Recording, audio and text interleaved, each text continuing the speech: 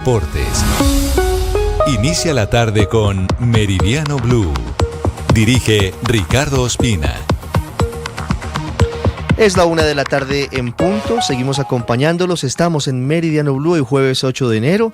Un saludo a quienes a esta hora se suman a nuestra sintonía, gracias a Ditu de Caracol Televisión y al canal de YouTube de Blue Radio. Hay muchas noticias en desarrollo, comienza entre otras cosas hoy un mini plan éxodo y también el plan retorno de miles de personas que en este puente de Reyes que viene vuelven a sus casas. La próxima semana terminan las vacaciones para todo el mundo y se reintegran millones de colombianos a sus trabajos y también a las clases. Vamos a contarles cómo va el plan éxodo, vamos a contarles cómo avanza la búsqueda de los criminales, de 4 delincuentes que les hicieron un caso de fleteo, le robaron varios millones de pesos a una pareja de adultos mayores en Masuren, en el norte de Bogotá, y ya les voy a contar también sobre cómo avanza la búsqueda de 5 policías secuestrados en Tibú, en norte de Santander, por la guerrilla del ELN. Antes hablamos, por supuesto, de las conclusiones de los ecos de la reunión que se prepara entre los presidentes Gustavo Petro y Donald Trump. Blue Radio ha conocido en primicia que esta misma tarde comienzan los preparativos entre la canciller Rosa Villavicencio y el secretario de Estado de Estados Unidos, Marco Rubio, para que esa cita se dé lo más pronto posible en la Casa Blanca. Catherine Ávila. La Embajada de Colombia en Estados Unidos trabaja para concretar la reunión en Washington del presidente Gustavo Petro y su homólogo Donald Trump. Hoy mismo comenzarán las gestiones, esto dijo la canciller Rosa Villavicencio en conversación con Blue Radio. Y a través de la embajada es como se concretan estas reuniones, entonces enviaremos hoy la carta de solicitud para tener esta entrevista con el secretario Rubio y Marco Rubio, y será entregada por nuestro representante en Estados Unidos, que es el embajador García Peña, que han cumplido un papel también muy importante en la consecución de la entrevista y de la llamada, y después le hará el seguimiento para que contesten, fijen una fecha, nosotros ratifiquemos la fecha. Ahora la carrera contrarreloj a 7 meses de cerrar su mandato es definir la fecha para el encuentro en la Casa Blanca. Para ello, tanto el presidente como la canciller deberán tramitar un permiso especial, dado que no tienen visa americana porque les fue cancelada por el gobierno de Donald Trump. Esta visita del presidente Petro a la Casa Blanca está enmarcada en una tensión muy grande de las relaciones estadounidenses con varios países de América Latina, luego de la operación Dignidad Absoluta del sábado pasado, el 3 de enero, que produjo la captura en Caracas, en una operación militar, del dictador Nicolás Maduro. Quien quedó a cargo es Delcy Rodríguez, la vicepresidenta, no legítima, pero que será reconocida por el gobierno del presidente Gustavo Petro y que vendrá a Bogotá, visitará la Casa de Nariño en el marco de los diálogos y los procesos de transición que busca impulsar el gobierno del presidente Gustavo Petro sobre el estatus del gobierno de Delcy Rodríguez, gobierno interino en Venezuela, y su relación con Colombia. Acaba de hablar el ministro del Interior, Armando Benedetti. Como jefa de Estado, sí. Viene de unas elecciones que Colombia precisamente decía que no fueron o que no estaban en las actas. Ella también pues viene de ese mismo régimen. El presidente Petro nunca reconoció las elecciones del presidente Maduro, no lo reconoció como presidente. Pero aquí hay una situación completamente diferente, volátil, que puede afectar a la región, inclusive a nosotros, como lo ha dicho el presidente Petro. Si no hay paz en Venezuela, no hay paz en Colombia. Luego la forma de incidir es mediando, pues toca hacerlo y esa es la forma de hacerlo. Ese es el papel de mediación de Colombia con Venezuela que confirma el ministro del Interior, Armando Benedetti. 1-4, hablando de Venezuela, 2-4 minutos en Caracas. Ampliamos la información, apenas muy fragmentaria del inicio del proceso de liberación, dice el presidente de la Asamblea Nacional, Jorge Rodríguez, un número importante de presos políticos nacionales, venezolanos y extranjeros, son más de 800.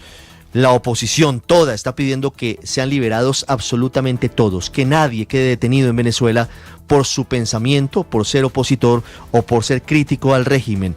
Santiago Martínez, lo último a esta hora desde Caracas. Hola, sí, buenas tardes. Poco más de la 1 de la tarde acá en Caracas. La información viene en el Parlamento Nacional y es que el presidente del Legislativo, Jorge Rodríguez, acaba de confirmar que en las próximas horas liberarán a un número importante de personas que se encontraban detenidas. Es decir, estamos hablando de los presos políticos acá en Venezuela. Según cifras de la ONG Foro Penal, serían más de 800. Ha dicho Jorge Rodríguez que un número importante serán liberados en las próximas horas, tanto venezolanos como extranjeros. Recordemos que esos 800 presos políticos, 86, según la ONG Foro Penal, son extranjeros o que tienen doble nacionalidad. Ha decidido la puesta en libertad de un número importante de personas venezolanas y extranjeras, y estos procesos de excarcelación están ocurriendo desde este mismo momento. Considérese este gesto del gobierno bolivariano de amplia intención de búsqueda de la paz como el aporte que todas y todos debemos hacer para lograr que nuestra república continúe su vida pacífica y en búsqueda de la prosperidad. Agregaba el presidente de la Asamblea Nacional, Jorge Rodríguez, que se trata de un gesto unilateral del gobierno nacional, esta excarcelación de varias personas. Repetimos la información que surge en el Parlamento venezolano acá en Caracas, liberación de detenidos en las próximas horas, acaba de confirmar el jefe del Legislativo, Jorge Rodríguez. Veremos qué pasa con esa liberación y si se trata de una eliminación definitiva de esa abominable práctica de detener por motivaciones políticas a los opositores en Venezuela. 1:06, regresamos a Colombia y hablamos de las quejas de los vecinos del sector de Masuren por la inseguridad. Luego del atraco del caso de fleteo hace 24 horas a una pareja de adultos mayores, le robaron una suma importante de dinero. Ellos iban en taxi. 4 hombres en 2 motos los encañonan, les quitan la plata, les quitan los celulares y tienen el descaro incluso de disparar contra los vecinos que estaban gritando y alertando sobre esta situación. La alcaldía de Bogotá está intentando encontrar a los responsables. Nicolás Rodríguez. Ricardo, además, como usted bien lo mencionaba, el uso de las armas para este atraco, pues los vecinos denuncian que los robos son el pan de cada día y los más afectados precisamente son los adultos mayores que, según dicen, en esa zona es donde habitualmente o muy constantemente llegan a vivir. Por su parte, aseguran que el cuerpo de la policía del cuadrante de este sector es mínimo para la cantidad de manzanas que tiene por lo menos estos barrios. Asimismo, aseguran que la iluminación pública es pobre y esto permite que los ladrones hagan de las suyas. Dicen además que los celulares, las bicicletas, las patinetas, los vehículos y hasta los juguetes de los niños se los roban en el sector. Aquí no viene muy seguido la patrulla, pero pues tú ves que aquí también tenemos vigilancia y adicional ellos no pueden, los vigilantes ayer no pudieron salir, o sea, ellos no son armados y si hubieran estado armados hubiera sido terrible también. La iluminación de la vía pública tiene unos árboles al lado, entonces consume la luz y se vuelve oscuro. Cuando roban de este lado, pasan al otro lado porque la jurisdicción de la policía es diferente de Usaquén a Suba. Realmente muy poco la policía se ve por acá y cuando se llama la policía llegan media hora después. Ricardo, y es que el alcalde también lo confirmó, definitivamente fue una persecución después de salir de una entidad bancaria también al norte de la capital, por lo cual también le pidió a la Policía Metropolitana de Bogotá comenzar las investigaciones, puesto que la hipótesis de persecución es la que más sostienen las autoridades y también por lo menos la vinculación de otras entidades y también de otras personas. Habla el alcalde de Bogotá, Carlos Fernando Galán. Ante este grave hecho de inseguridad que ocurrió hoy en Suba, hablé con el director de la Policía Metropolitana y le dije que al general este caso tenemos que priorizarlo para identificar a los 4 responsables por lo menos que actuaron en este hurto violento donde atacaron a 2 adultos mayores. Esto ocurrió al parecer después de que ellos sacaron unos recursos de un banco. Este tipo de casos usualmente tiene varios cómplices involucrados. Precisamente, Ricardo, ellos denuncian que lo único que pudieron hacer a la hora del robo fue activar las alarmas porque los cuerpos de seguridad de los conjuntos solo responden por lo que suceda dentro de estos mismos y no por lo que pueda suceder en la calle. Y es que precisamente hoy, después del robo, tampoco había presencia de la policía del cuadrante, por lo cual le piden principalmente a la policía que se evalúe el pie de fuerza que hay disponible para ese sector. Muy bien, Nicolás, 1:09. Hablamos ahora de la cuesta de enero, de las alzas que se siguen conociendo y de una resolución del Ministerio de Energía que muy seguramente nos va a poner a pagar más en el recibo de la luz a todos los colombianos, tengan en cuenta eso, para poder financiar la energía en la costa Caribe que está al borde del colapso. ya fue publicado un borrador de resolución por parte del gobierno. Paola Sierra, ¿qué dice exactamente esta resolución que está en borrador? Así es, Ricardo, se conoció este proyecto de resolución en el que habría un nuevo cobro en la factura de luz que tocará directamente el bolsillo de todos los colombianos. Este recargo temporal sería de 8 pesos por kilovatio hora para todos los usuarios del país, con el fin de cubrir deudas de Aire, la empresa de energía en la costa Caribe, intervenida desde septiembre de 2024. Esta deuda supera los 2 billones de pesos y sería el valor que busca recaudar el gobierno con estos incrementos en la factura.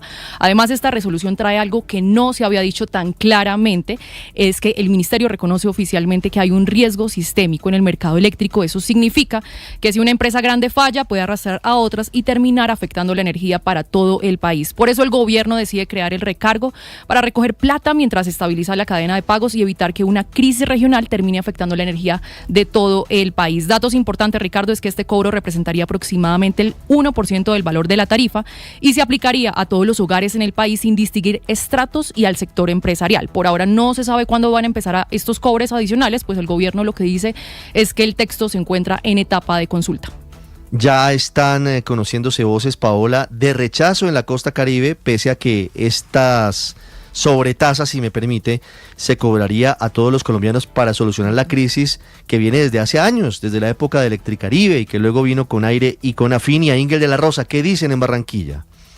Pues Ricardo, como un atropello injustificado del gobierno, están calificando desde la Liga de Usuarios de Servicios Públicos del Caribe este borrador de resolución para el cobro de 8 pesos por kilovatio hora a los usuarios de energía en el país. Aunque esto, como usted lo decía, busca salvar empresas como Aire, los mismos usuarios de esta compañía critican tener que volver a asumir costos adicionales al consumo después de las largas batallas hasta legales que se han librado contra las altas tarifas de esta región. Norman Alarcón es presidente de la Liga de Usuarios. En la memoria justificativa no menciona al fondo empresarial de las superservicios, que es el encargado de solventar las deudas de las empresas que interviene el gobierno. Esta propuesta es absolutamente inaceptable para los usuarios de Colombia. Y es que si hacemos el ejercicio con la factura reciente de un usuario de Aire Estrato 2 en el Atlántico, Ricardo, que consumió 321 kilovatios al mes, este cobro adicional sería de 2.568 pesos. El monto por sí solo pareciera bajo, pero no lo es si se tiene en cuenta que el valor total de la factura aumentaría a 251.900 pesos para esta familia de apenas 3 personas, en la que, por cierto, solo de uno de ellos trabaja. Hay que decir, como positivo en medio de todo esto, es que hace unos minutos, Ricardo, la empresa Aire acaba de informar que la tarifa de energía no subirá en 2026, como un alivio, dicen ellos, para los usuarios del Caribe, y que el valor del kilovatio hora se mantiene en 796 pesos, que serían 80 pesos por debajo del promedio nacional.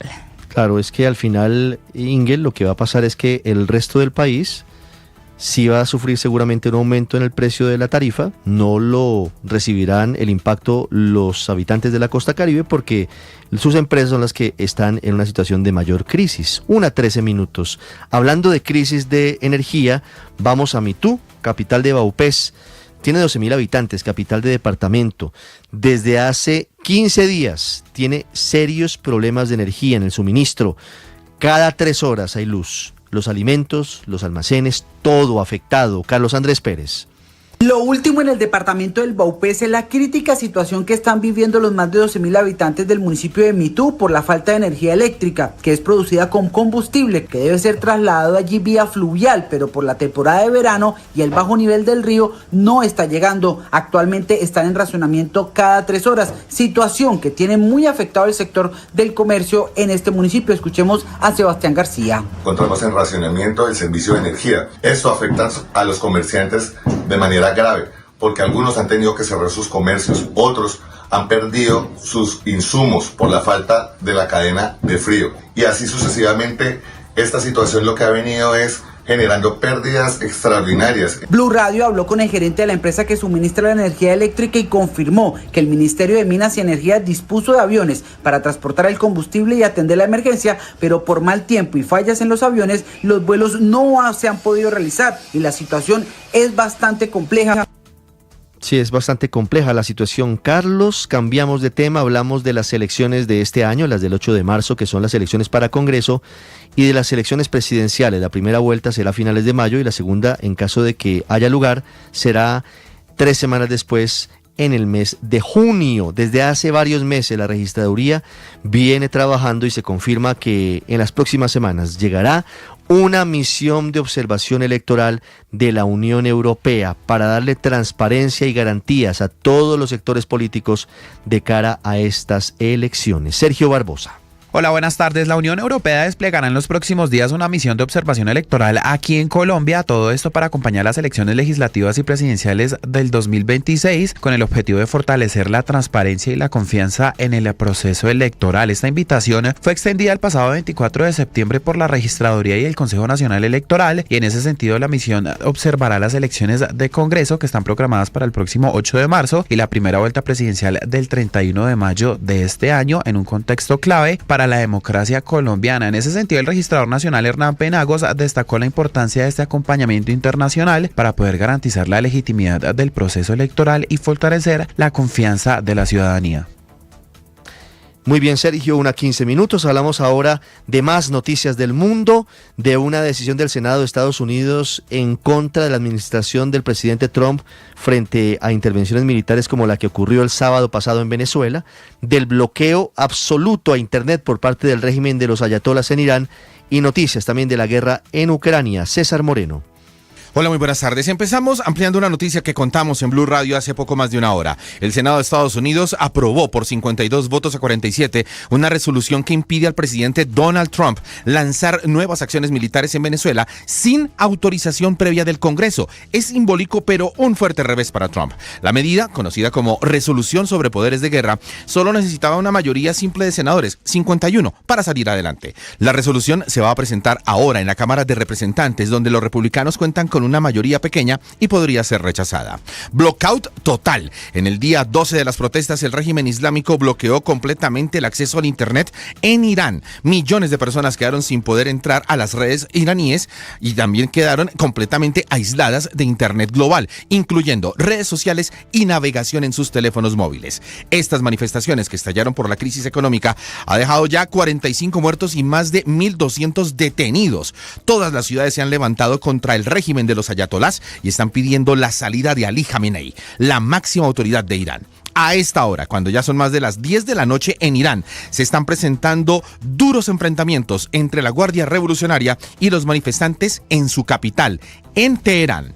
Y Rusia advirtió que considerará toda presencia de tropas extranjeras en Ucrania como un objetivo militar legítimo, después de que los aliados occidentales de Kiev acordaran desplegar miles de soldados en el país cuando haya una tregua para garantizar la seguridad de Ucrania. Estas advertencias se han hecho repetidamente al más alto nivel y siguen siendo válidas, indicó el Ministerio de Relaciones Exteriores ruso, que además se refirió a Ucrania y a sus aliados europeos como el eje de la guerra y advirtió que Moscú no va a aceptar ningún acuerdo que alcancen sobre el envío de una fuerza de paz a Ucrania. César, gracias. 1:18. En el Abrebocas Deportivo, ¿qué tenemos para este jueves? Octavio, buenas tardes. Hola Richie, con las buenas tardes y el saludo para todos. Hablaremos de la Selección Colombia, que ha hecho de manera oficial el anuncio de un nuevo partido amistoso previo a la Copa del Mundo. También a esta hora se juega la Supercopa de Francia. En un rato va a jugar el Real Madrid. También el día de hoy juega el Liverpool, así que hay muchísimo fútbol, muchas novedades alrededor del fútbol colombiano, que sigue presentando refuerzos, y por supuesto alrededor también de la Selección Colombia. Así que hablaremos de todo esto en los deportes en minutos acá en Meridiano Blue.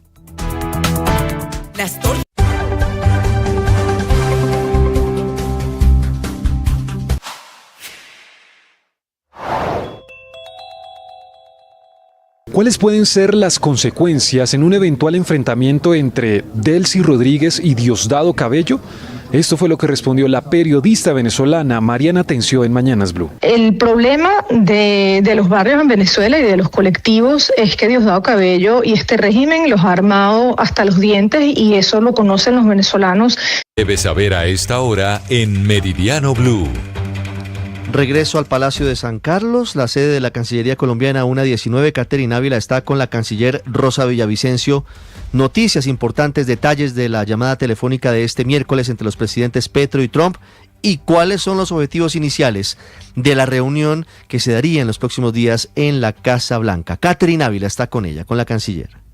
El objetivo del gobierno es que la información sobre lo que consideran resultados en materia de lucha antidrogas llegue al presidente Donald Trump y que el presidente Petro sea retirado de la lista Clinton. Esto dijo la canciller Rosa Villavicencio. Como le digo, eso será consecuencia del proceso de diálogo, del proceso también de evidencias que tengamos y de todos los detalles con los que podamos exponer estos logros que tenemos en la lucha contra las drogas, esta cooperación que se mantiene y se ha mantenido en información de inteligencia, en información militar para combatir y para hacer la interdicción a los grupos ilegales.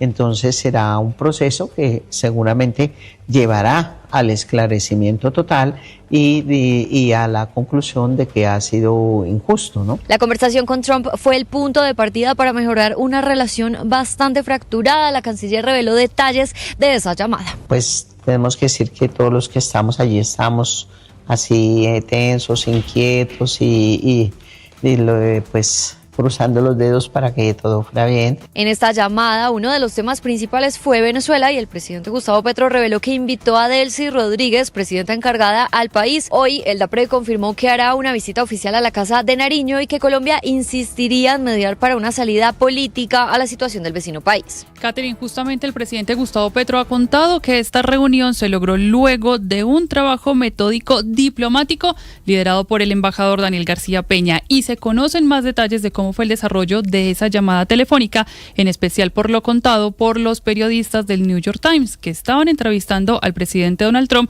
cuando recibió la llamada desde la Casa de Nariño. Juan Camilo Merlano. Rand Paul, ese es el nombre clave, el facilitador, el senador republicano, quien en medio del trabajo titánico de la embajada fue quien logró establecer el contacto entre el presidente Donald Trump y el presidente Gustavo Petro. Hace algunos minutos aquí en el Congreso le preguntamos precisamente sobre cómo fue que organizó esa llamada y cuáles fueron sus motivaciones. Él dice que si puede ayudar para que se dé la diplomacia, siempre lo va a hacer. Escuchemos. Hablé con el embajador colombiano a principios de esta semana y mencionó que el presidente de Colombia deseaba hablar con el presidente Trump. Así que me comuniqué con el presidente Trump y hablé con él. Y me dijo que por supuesto sí. Cuando me acerqué al presidente se mostró entusiasmado con la idea de hablar con el presidente de Colombia. Los informes públicos indican que fue una buena conversación. Tenemos una cooperación de larga data, quizás de 30 años, con Colombia en materia de drogas. Y si puedo contribuir a facilitar la diplomacia, estaré encantado de hacerlo. Normalmente estos contactos se establecen o se logran concretar a partir de gobierno a gobierno o a través del Departamento de Estado. Esto es una demostración también de la relevancia que tiene el Congreso de los Estados Unidos y de la importancia que tienen las relaciones cercanas con congresistas del partido del presidente Trump. Sobre los detalles adicionales que contaba el New York Times, esto es un episodio curioso si se quiere porque había 4 periodistas que le estaban haciendo una entrevista al presidente Trump sobre Venezuela y la entrevista de un momento a otro fue interrumpida porque entró la llamada del presidente Petro. El mandatario estadounidense, en vez de hacer retirar a los periodistas, les dijo que se quedaran allí, que podían escuchar la llamada, pero eso sí bajo el compromiso de que no podían reportar absolutamente nada de los detalles allí escuchados. Seguimos con usted, Juan Camilo, porque vamos a conocer los detalles que se vieron allí en la oficina oval cuando el presidente Trump recibió la llamada del presidente Gustavo Petro. Las primeras fotografías de la llamada entre el presidente Donald Trump y el presidente Gustavo Petro fueron publicadas por el diario New York Times. En una de ellas se ve en el despacho oval al secretario de Estado Marco Rubio, el vicepresidente J.D. Vance y al presidente Donald Trump sentado en el Resolute Desk, que es el escritorio presidencial, justo en el momento en el que está hablando con el mandatario colombiano.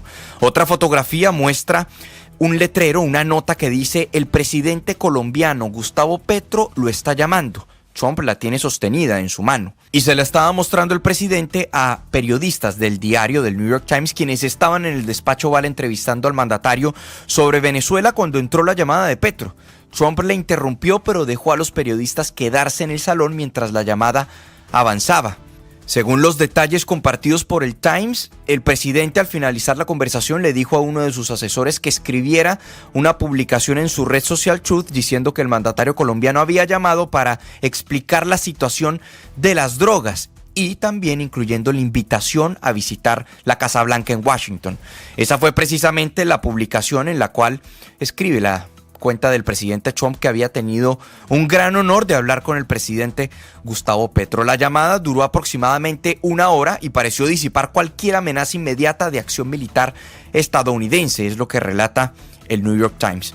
Esta comunicación se logró sellar tras un trabajo de meses de la Embajada de Colombia en Washington, partiendo de una reunión el año pasado del embajador Daniel García Peña junto al senador republicano Rand Paul, con quien hubo simpatía.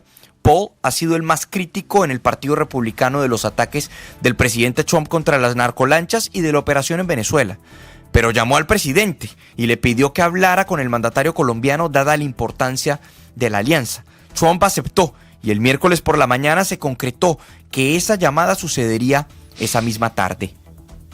Todo lo que está pasando, Juan Camilo, entre Estados Unidos, Venezuela y Colombia está absoluta y perfectamente ligado. A esta hora hay información cruzada desde Venezuela sobre quiénes son los presos políticos que están siendo liberados. Se menciona a la politóloga especialista Rocío San Miguel, se menciona a Enrique Márquez, se mencionan a varios nombres de reconocidos dirigentes opositores. Estamos a la espera de la plena confirmación por parte de ONGs como el Foro Penal Venezolano. A la 1:26 vuelvo con usted, Santiago Martínez, a Caracas, porque la justificación de la presidenta encargada, Delcy Rodríguez, para acceder a todas las peticiones de Estados Unidos es que no hay estabilidad política hoy en Venezuela. El tema, dice, está delicado. Santiago. Hola, sí, desde el gobierno venezolano se afirma que una cosa son las relaciones políticas con Estados Unidos, que están manchadas por la captura de Nicolás Maduro y Silvia Flores, y otras son las relaciones económicas, comerciales y petroleras. Esto luego de confirmarse el acuerdo de venta o entrega de crudo venezolano al gobierno de Donald Trump. La ahora presidenta encargada, Delcy Rodríguez, señaló que hay mucho maniqueísmo sobre las relaciones Caracas-Washington, como tratando de decir que no se debe pensar en extremos y que no debe verse como algo irregular una relación económica con Estados Unidos. Las relaciones económicas de Venezuela está diversificado en distintos mercados en el mundo, como están diversificadas nuestras relaciones geopolíticas. Y así debe ser, es lo correcto, diversificar relaciones. Y Venezuela debe tener relaciones con todos los países de este hemisferio. Señalaba Delcy Rodríguez que el 70% de las exportaciones venezolanas van a 8 países y de ese 70%, casi 30% van a Estados Unidos. Una declaración donde estaba una comisión del Parlamento encabezada por Jorge Rodríguez, su presidente, quien adelantó que es momento de poner orden en el llamado árbol legislativo, planteando entonces una modificación de importantes leyes macro, 8 para ser exactos, que tocan temas como penales, comerciales y económicos y hasta electorales. Hablando del Parlamento, por cierto, una fracción de la oposición, allí presente en esta nueva Asamblea Nacional, adelanta que impulsará una ley que permita la libertad de los presos políticos. Nosotros, si el Ejecutivo no da el primer paso de liberar a esas personas, nosotros vamos a impulsar desde la Asamblea Nacional con el grupo de organizaciones políticas que nos acompañan en la fracción parlamentaria, un proyecto de ley de amnistía. Hablando de detenidos, desde el estado Carabobo, centro occidente de Venezuela, se confirmó la mañana de este jueves el arresto de 2 personas más por presuntamente apoyar la acción de Estados Unidos que terminó con la captura de Nicolás Maduro y su esposa Silvia Flores. Santiago, y es que ese asedio del régimen se mantiene y se ha visto, por ejemplo, en la zona de frontera con Colombia, un asedio en especial contra la prensa. Informantes que están al servicio del régimen y de la Guardia y también de la inteligencia bolivariana están persiguiendo a los periodistas y los marcan para tenerlos identificados en caso de que quieran cruzar hacia territorio venezolano. Justamente allí en la frontera en Cúcuta está Silvia Patiño. Silvia, buenas tardes. 1:28 p.m, Valentina, buenas tardes para usted y para todos los oyentes. Pues sí, un asedio que se ha recrudecido en los últimos días, ya además de la detención arbitraria de más de 14 periodistas en Caracas.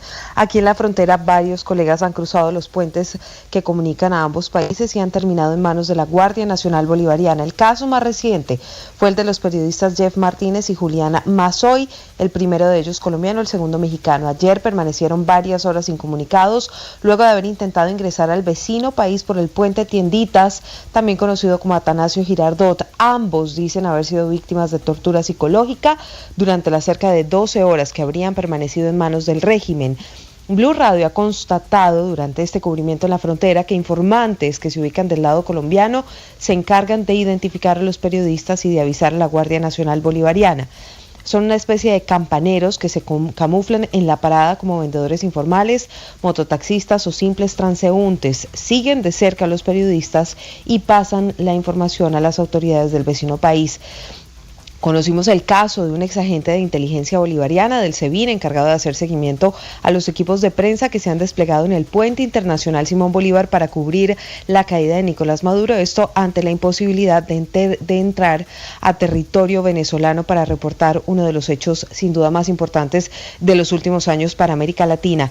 Y es que con la frontera abierta y el paso normal de personas cruzando de un lado a otro, algunos periodistas han decidido pasar sin elementos que los identifiquen como reporteros, con el único fin de constatar la situación que se vive en el vecino país. Sin embargo, de acuerdo con testimonios, la Guardia sabe perfectamente quiénes son periodistas, a pesar de que intentan camuflarse entre los ciudadanos del común. Javier Giraldo es hijo de un colombiano secuestrado por el régimen hace ya más de 4 años y habla de los riesgos que significa cruzar la frontera.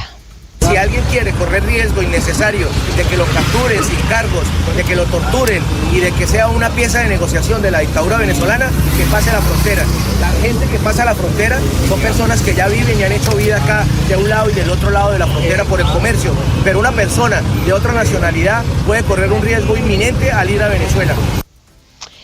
Pues quienes intentan pasar se enfrentan a varios escenarios. El primero de ellos, que a pesar de ser detectados los dejen entrar y salir sin ningún tipo de represalia. El segundo es que en la salida hacia Colombia los paren y los obliguen a borrar el material periodístico obtenido en el vecino país. Y el tercer de los casos es terminar incomunicados por varias horas, como Martínez y Masay, y terminar siendo víctimas de asedio, presión y tortura psicológica de quienes están hoy al servicio de Delcy Rodríguez, quien encabeza el régimen venezolano. El ingreso a la prensa internacional está completamente prohibido. Además de los controles de ingreso por los puentes que comunican a Colombia con Venezuela, ha habido un incremento en los patrullajes de miembros de la Guardia en San Antonio, en Ureña, que son poblaciones fronterizas con Colombia, pero también hemos registrado la presencia de integrantes de la inteligencia bolivariana allí del otro lado. Silvia, gracias. 1:32. Estamos muy pendientes, repetimos, de la liberación de los presos políticos en Venezuela, que está en pleno desarrollo, porque de eso depende, en realidad, qué tan profunda es la intención del régimen, ahora encabezado por Delcy Rodríguez, de dar un paso a la transición.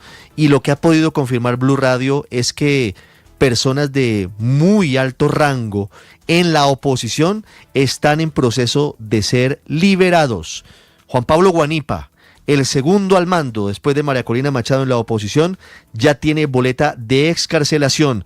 Su libertad sería cuestión de minutos o de horas, tras haber sido secuestrado por el régimen de Nicolás Maduro desde hace 7 meses. Repito, entre los liberados por parte del régimen de Nicolás Maduro estaría Juan Pablo Guanipa, el hombre que constantemente veían ustedes al lado de María Corina Machado en sus manifestaciones por Caracas luego de la victoria electoral de la oposición del pasado 28 de julio. Estaremos informando cualquier desarrollo de las noticias de las liberaciones. Antes voy a Santander. Se mantiene normal el flujo migratorio, no ha habido un éxodo de venezolanos hacia Colombia, al menos no hacia Santander. Julián Mejía. En el marco de las tensiones diplomáticas y de seguridad generadas por la captura de Nicolás Maduro por parte de Estados Unidos, las autoridades en el departamento de Santander reportan que el flujo migratorio con Venezuela continúa en niveles considerados normales, aunque bajo estrecho monitoreo. Así lo aseguró el secretario del Interior de Santander, Óscar Hernández, quien explicó que en una reunión reciente se abordaron de manera prioritaria 2 temas clave: la situación en Venezuela y su impacto directo en la seguridad y movilidad en el departamento. Se regulariza un flujo diario pendular donde entran y salen ciudadanos, tanto colombianos como venezolanos, a la frontera, de diario de 60.000 ciudadanos. En este caso bajó, hay una reducción entre 35.000, 37.000. A pesar de esta normalidad, las autoridades advierten que se mantiene un monitoreo intenso ante la posibilidad de que un incremento superior a 90.000 cruces diarios pueda generar alertas para la ciudadanía santanderiana, tanto en términos de orden público como de atención humanitaria. Julián, entre tanto, la comunidad de migrantes venezolanos en Colombia ha vivido una semana de sentimientos encontrados encontrados. Por una parte, alegría tras la captura de Nicolás Maduro y de incertidumbre por lo que va a pasar en su país, por si hay alguna posibilidad o no de regresar sin temor a ser detenidos o enfrentarse a toda la represión que ya se ha vivido en los últimos años, y en especial también por el cambio de discurso de Delcy Rodríguez. ¿Cuál es entonces la, digamos, voz que se tiene como tal de las comunidades y los planes que siguen recibiendo acá en territorio colombiano? Salima, buenas tardes. Valentina, buenas tardes. La emoción que generó la caída de Nicolás Maduro despertó en muchos migrantes venezolanos la idea de que había llegado por fin el momento de regresar a casa. Pero con el paso de los días, esa expectativa se fue desdibujando. Ana Karina García, directora de la Fundación Juntos se Puede, afirmó que hubo personas que salieron caminando desde Bucaramanga hacia la frontera para cruzar a su país, pensando en que era al final, pero en las horas siguientes todo cambió. Así lo relató en entrevista con Blue Radio. Pero con las horas siguientes ya esa expectativa cambió y esa visión cambió porque la gente se dio cuenta que esto no significaba un cambio real en lo que significa la vida diaria del venezolano. No es seguro, no hay libertad, no hay tránsito. De hecho, tenemos información de que gente que fue hacia el aeropuerto de Maiquetía porque tenía viajes programados, fueron detenidos en el aeropuerto de Maiquetía y no se les permitió su salida y en este momento se encuentran detenidos. Entonces, todo eso hace que los migrantes tengamos miedo de retornar, ¿no? En Colombia viven actualmente 13 millones de venezolanos y aunque para ellos existe una esperanza de retorno, esa ilusión choca con la realidad del poder que aún se mantiene. Según la fundadora, migrantes venezolanos en Bogotá que tienen familiares detenidos en su país afirman que sigue la represión en las calles y que hay colectivos revisando los celulares de las personas, por lo que afirman que mientras Delcy Rodríguez siga en el poder y continúe el control de los grupos y de las fuerzas represivas, la mayoría de los migrantes no contempla el retorno, sin embargo mantienen la esperanza.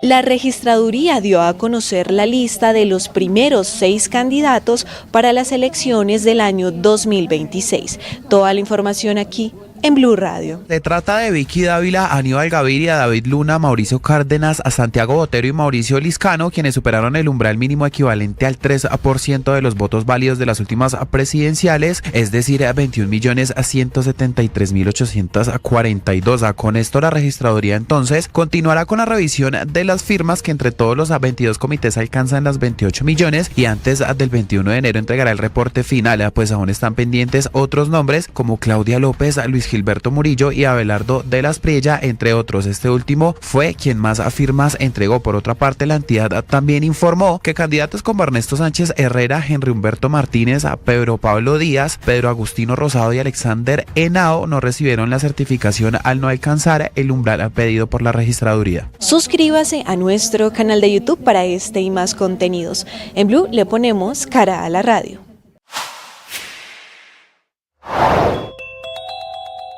La noticia internacional está aquí en Blue Radio. Y este hecho lamentable que se presentó en Minneapolis en las últimas horas puede ser el punto de partida de nuevas manifestaciones en una ciudad que, recordemos, ya ha sido marcada por brutalidad por parte de autoridades de la fuerza pública o autoridades policiales, como lo fue el caso, porque es una ciudad que estuvo muy marcada en el año 2020, durante el último año del primer mandato de Trump, por lo que fue el asesinato del afroamericano George Floyd. En este caso, la víctima, su nombre es Renee Good, de 37 años, una mujer que su familia recuerda como muy amable, como muy sensible y como muy delicada, quien fue víctima francamente de 2 impactos de bala propinados por un agente de la agencia migratoria ICE que se encuentra desplegada allí en la ciudad de Minneapolis en el marco de la operación en contra de inmigrantes ilegales o del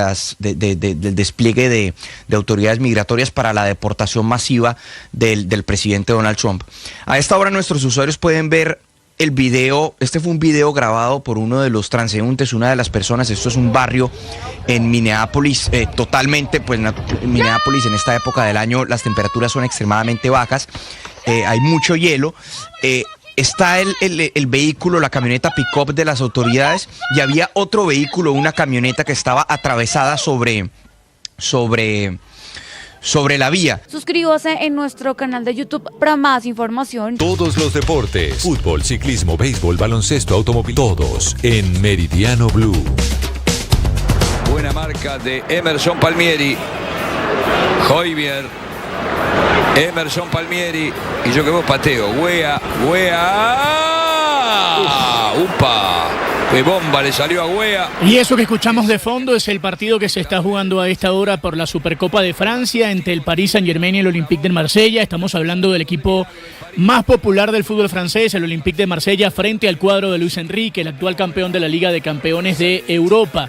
Y también tiene que ver con los dos únicos equipos franceses en la historia en levantar la Champions League. Por ahora está ganando el PSG 1-0. Hoy es un día en el que se van a jugar varios partidos importantes, entre ellos también la Supercopa de España. Se van a jugar duelos de momento muy importantes. Entonces les contamos que en este momento, más allá de ese partido, el que están jugando PSG y Olympique de Marsella, en un rato a partir de las 2 de la tarde van a jugar Atlético de Madrid frente a Real Madrid. Recordemos que ayer el Barcelona goleó 5-0 al Athletic Club de Bilbao, jugará la final de la Supercopa, y en este momento van a jugar Atlético y Real para saber quién juega la final con el Barcelona. A esta hora está jugando la Cremonese en Italia frente a Cagliari, y la noticia tiene que ver con la salida de Yerry Mina en el entretiempo. Aún no se sabe si fue por lesión o por un cambio táctico. Lo cierto es que el colombiano volvía luego de mucho tiempo y terminó saliendo del partido en el entretiempo, que su equipo está perdiendo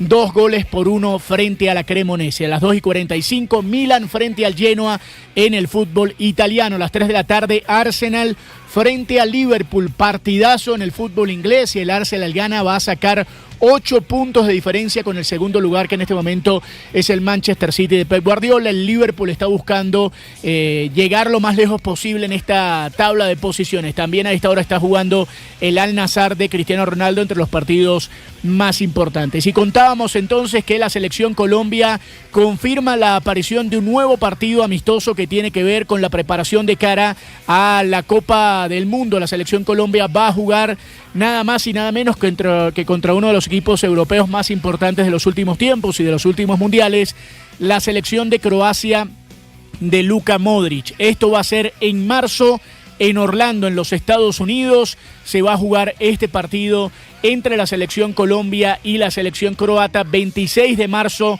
en Orlando a las 7:30 de la noche, hora del este de los Estados Unidos, que en este momento es la misma hora de Colombia. Así que estamos atentos a todo el movimiento, a todo el mercado de fichajes, a los futbolistas colombianos.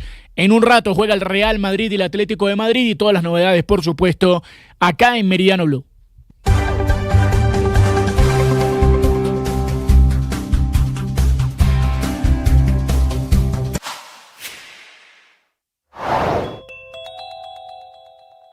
La periodista venezolana Mariana Atencio cuenta cómo fueron las circunstancias de su salida de Venezuela debido al régimen de dicho país. Sencillamente el cierre de Radio Caracas Televisión en el año 2007 para todos los periodistas fue una alarma de que iban a venir represiones muy grandes. Yo sufrí un encuentro con el crimen organizado cuando estaba sola subiendo el Cerro El Ávila, donde temí por mi vida, y fue en ese momento donde me di cuenta de que yo tenía que salir de Venezuela.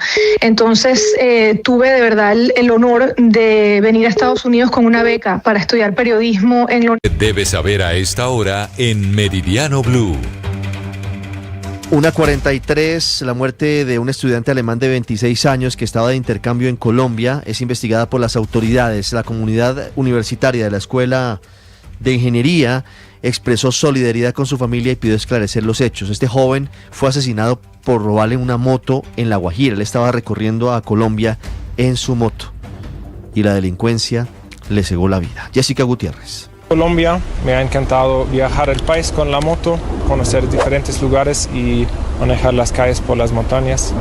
Leif Exnat era un estudiante alemán de 26 años. Llegó a Colombia en agosto del 2025 para realizar un intercambio académico en el programa de Ingeniería Ambiental. Era proveniente de la Universidad de Darmstadt en Alemania y cursó el segundo semestre del año en una institución de educación superior en Bogotá, donde completó 3 asignaturas relacionadas con impacto ambiental, fundamentos económicos y salud pública. El intercambio académico finalizó en diciembre diciembre y antes de regresar a su país a finales de enero, Life decidió recorrer algunas regiones de Colombia durante su periodo de vacaciones. En este contexto se encontraba en el departamento de La Guajira, donde ocurrió su muerte, un hecho que actualmente es materia de investigación por parte de las autoridades. Durante su paso por la universidad, docentes y compañeros lo recuerdan como un estudiante participativo y comprometido con sus actividades académicas. En Blue Radio hablamos con Amalia Bendaño, quien es decana del programa de Ingeniería Ambiental de la Escuela Colombiana de Ingeniería Julio Garavito.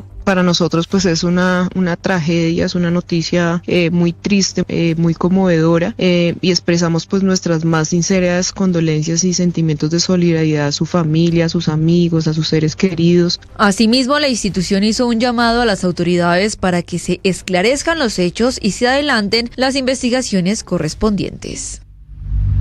Divisas, bolsas y mercados en Meridiano Blue.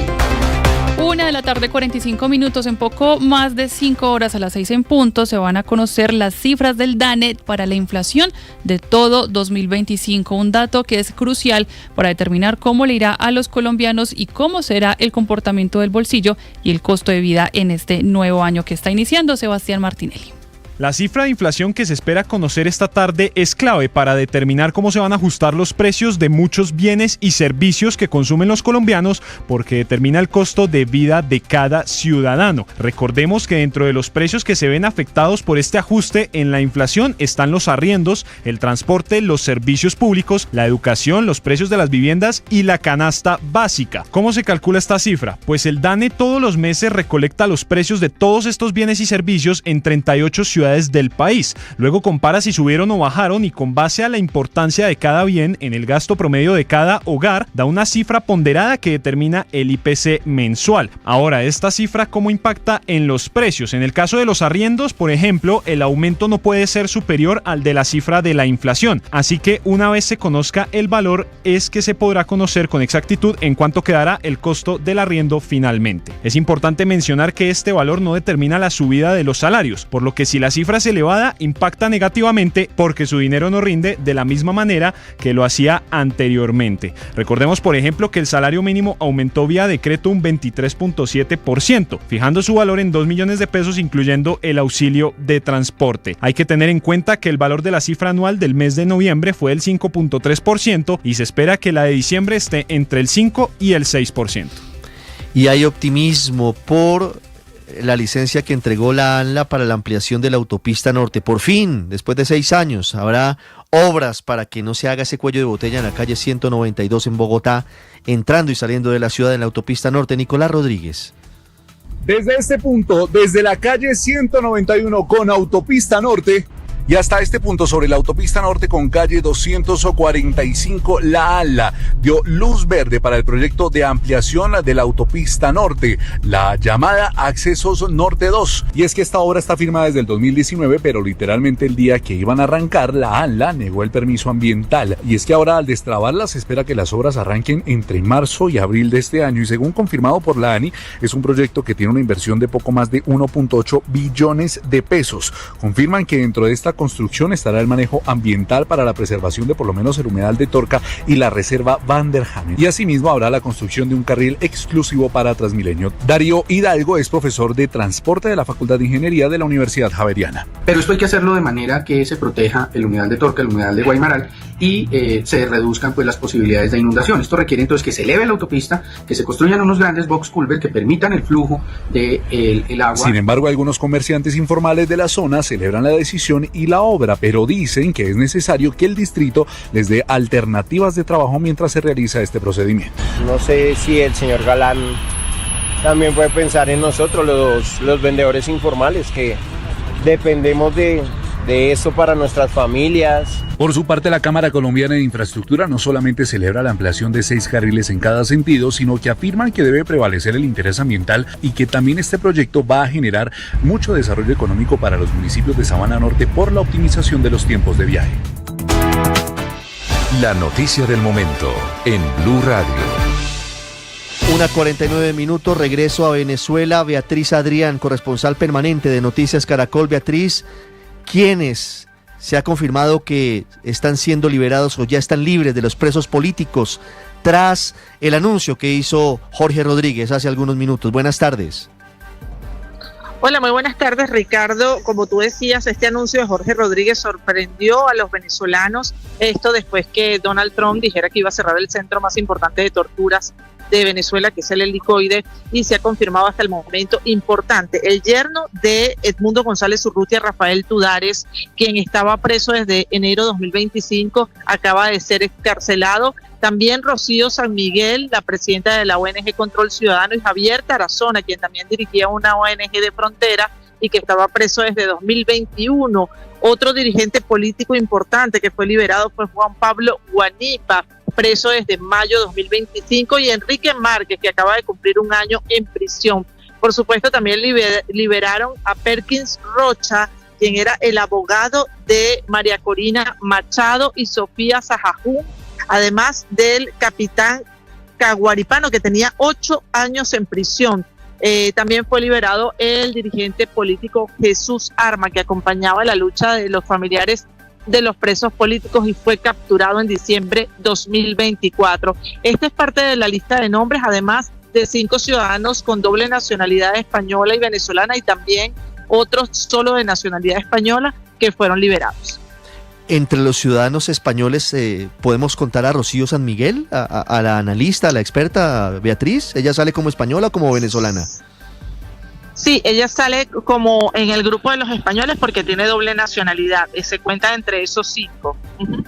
Sí, Beatriz, estamos hablando de varios de los más importantes dirigentes opositores que han tenido relación con María Corina Machado con la última fase, pero también me habla usted del capitán Caguaripano, que estuvo involucrado en un fallido intento de una insurrección militar, si no recuerdo mal, hace 8 años, y por eso estaba detenido.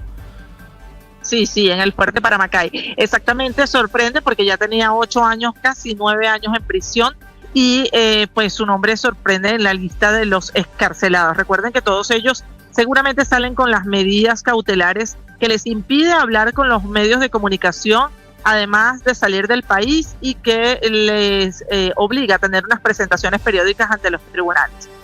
Beatriz Adrián desde Caracas, muchas gracias, Beatriz. Sin duda esta es la noticia más importante después de la captura de Nicolás Maduro, es la liberación de los presos políticos. Es el primer hecho concreto del régimen ahora manejado por Delcy Rodríguez en el sentido de avanzar hacia la posibilidad de que haya normalidad democrática en Venezuela. Falta mucho, pero que queden libres muchos de los opositores, vamos a ver cuántos son en total, pero la mayoría de los jefes opositores detenidos, Enrique Márquez, Juan Pablo Guanipa, Rocío San Miguel y otros, manda un mensaje que es clave luego de la presión del presidente Donald Trump. A propósito, el Ministerio de Exteriores de España acaba de emitir un comunicado sobre estas liberaciones. Dice: el gobierno de España saluda la liberación hoy en Caracas de 5 españoles, uno de ellos ciudadana con doble nacionalidad, se refiere a Rocío San Miguel, que se preparan a viajar rumbo a España, asistidos por nuestra embajada en Caracas. El gobierno de España traslada su alegría a estos ciudadanos, sus familiares y amigos. El ministro Álvarez, José Miguel Álvarez, que es el canciller, ha podido hablar con todos ellos personalmente.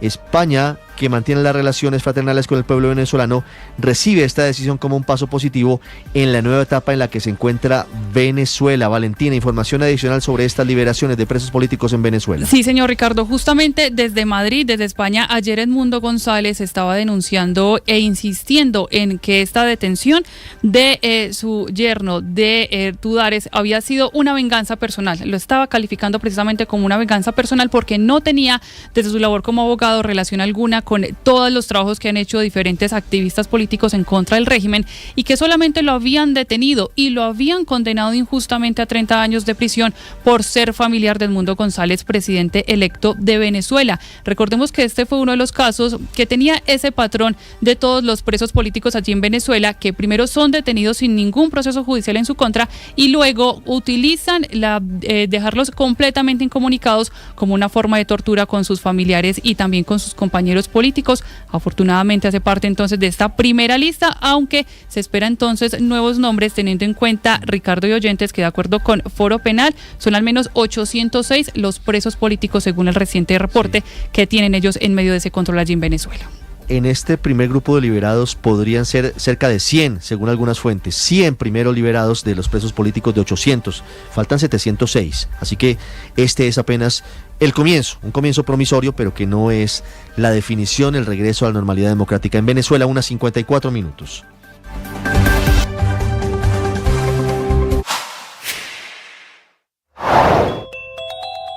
Una vez más, el gobierno cambia el gestor farmacéutico encargado de entregar los medicamentos de los docentes y pensionados del magisterio en Bogotá y Cundinamarca.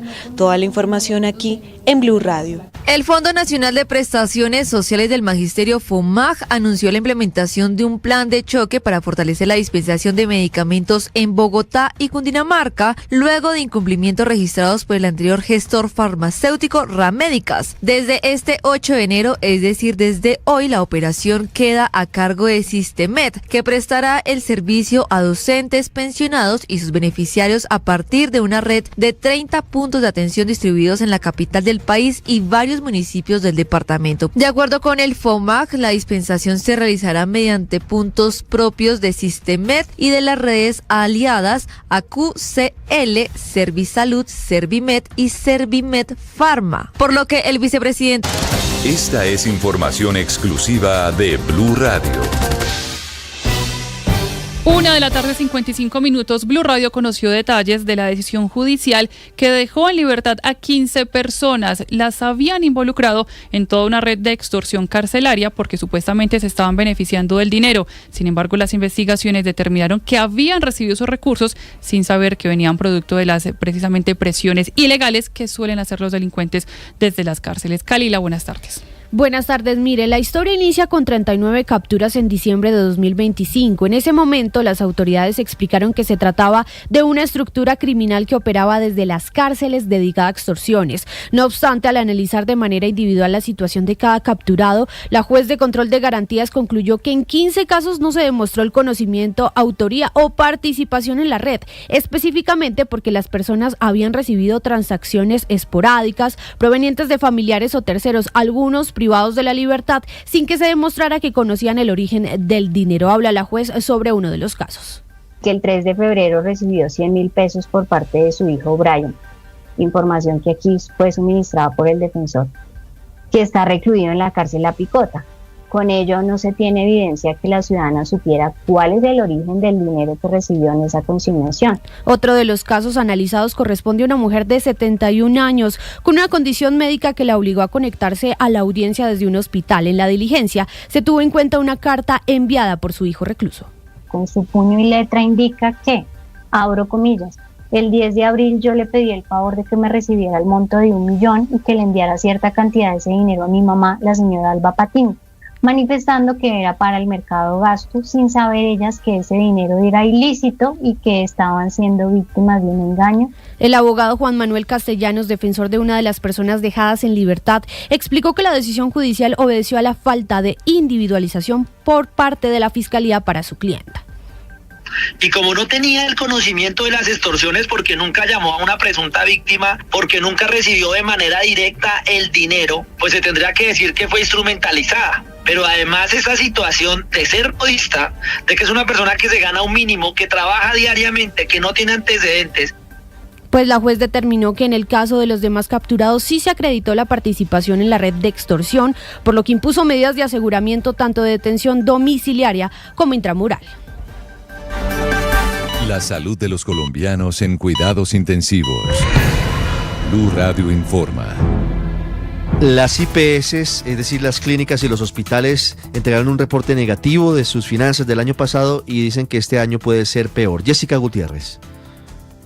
El director de la Unión de las IPS, Jorge Toro, entregó un balance sobre la situación del sector prestador de servicios de salud durante el año 2025, un periodo que, según indicó, estuvo atravesado por dificultades financieras que impactaron la operación de las instituciones y la oferta de servicios para varios de los usuarios. Pues de acuerdo con el directivo, las IPS enfrentaron durante el año una situación de liquidez asociada a la demora en los pagos por parte de las aseguradoras y señaló que esta problemática no solo afectó a las instituciones intervenidas, sino al conjunto de la red prestadora.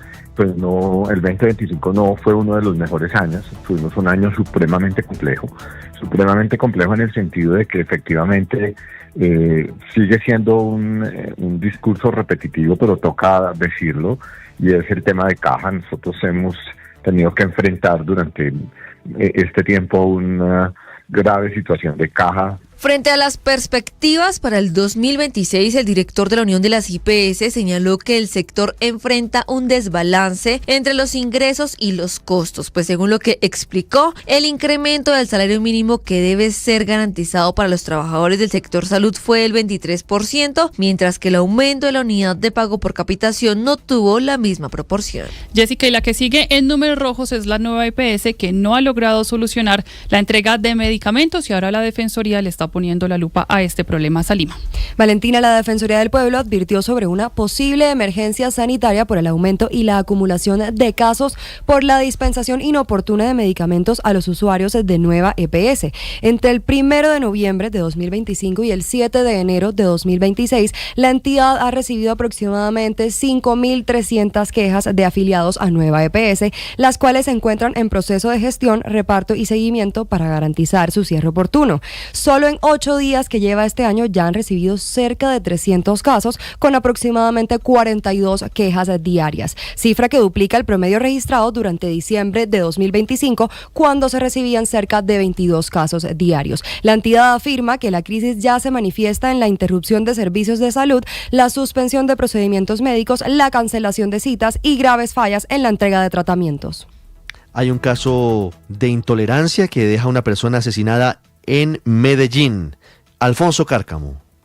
Sergio Alfredo Zavala era un hombre de 62 años de edad que se ganaba la vida como vigilante. Murió en las últimas horas tras recibir un golpe en la cabeza el 1 de enero, en una zona de la Oriental, cerca de la clínica Medellín, donde visitaba a su esposa enferma. Don Sergio Zavala intentaba tomar el bus cuando de un momento a otro, según le contó a uno de sus hijos, fue golpeado por un habitante de calle al que se negó a darle una moneda. Así lo relata Luis Zavala Botero, uno de sus hijos. Pues él llegó a la casa de trabajar aproximadamente a las 10:30 de la mañana. Llegó, me preguntó por mi hermano y me comentó que un indigente le había pegado un golpe en la cabeza por no darle una moneda, y ya no duró 3 minutos en la casa y cayó desmayado. Ya cuando llamamos la ambulancia nos dijeron que tenía muerte cerebral. Su hijo también le detalló a Blue Radio que un día antes del trágico caso también fue atacado por otro habitante de calle en el mismo punto. Él rozó a un indigente que estaba ahí parado y ahí mismo el indigente se le tiró a agredirlo y yo alcancé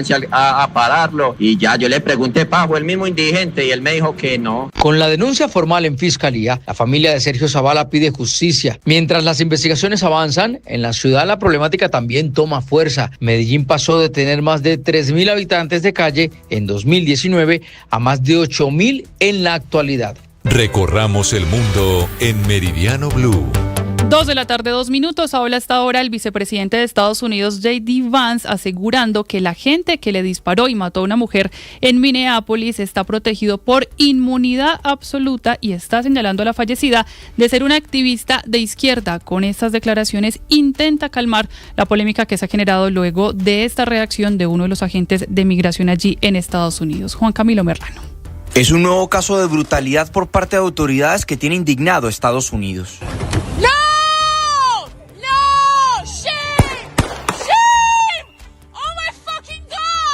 Este es el momento en el que un oficial de la agencia migratoria ICE en Minneapolis dispara en contra de una mujer que se encontraba en su vehículo. Perdió la vida. Renee Good, de 37 años, una residente de esa ciudad, fue la víctima. De acuerdo, informaron sus familiares, que la calificaron como una persona amada, muy tranquila y muy sensible. Este caso se presenta en medio del despliegue de autoridades migratorias para cumplir con la agenda de deportación del presidente de los Estados Unidos, y venían adelantando una serie de redades en Minneapolis. Hoy, la comunidad ha salido a manifestarse en contra de la presencia de ICE, así como también lo han hecho las autoridades del estado, como el gobernador Tim Walz y el alcalde de Minneapolis, quien Get the fuck out of Minneapolis. Aseguró que se tenían que largar de la ciudad. Por su parte, el presidente Donald Trump y la secretaria de Seguridad Nacional han salido en defensa de los agentes migratorios, diciendo que este fue un caso de terrorismo doméstico y que la mujer que iba a bordo de ese carro iba a atropellar a la gente de ICE y que por eso él sacó su pistola y en defensa legítima acabó con su vida. El presidente Trump también ha dicho que hay que rodear, que hay que arropar a los agentes migratorios y que este es un caso consecuencia de la criminalización o de la campaña por parte de la izquierda radical en contra de estos funcionarios.